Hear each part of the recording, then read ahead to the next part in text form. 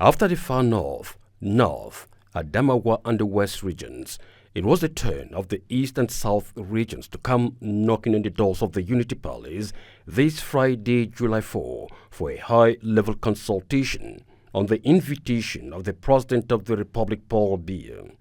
The first delegation of ministers, members of parliament and other distinguished personalities to be received by the Minister of State, Secretary General of the Presidency of the Republic, Ferdinand Ngongo, came from the East region, headed by Minister Joseph Lee of Public Service and Administrative Reform, a region that happens to be one of the bastions of the ruling CPDM party.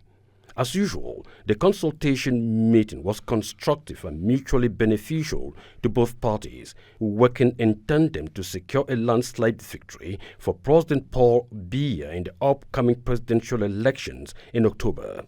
This important encounter will now enable us to go back to the field and to tell our people that, first of all, His Excellency Paul Biya is our candidate. There's no more discussion about that. We should no more try to ask, will he go on or not?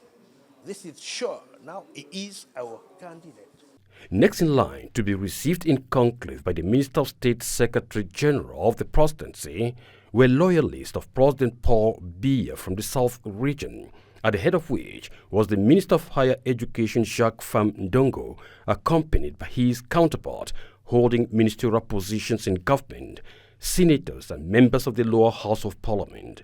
With Ferdinand Ngongo, the high-power delegation from the South region, examined scrupulously all the stakes and challenges surrounding the October 2025 presidential election, with a rock-solid resolution to vote massively in favor of President Paul Biya and the illustrious son of the South region.